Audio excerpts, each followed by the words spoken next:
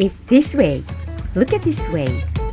Today, we will introduce the shy ones who are in charge of cuteness in the fish tank. Can you see the children at the bottom of the driftwood? In particular, Brevirostris Cory is just big, but they are timid and gentle. It's the same as Aaron, a mini Amazon parrot male. You can also see the tiny Corydoras, the Hastatus. These guys are army experts who move in groups. They belong to the small catfish family and live in South America.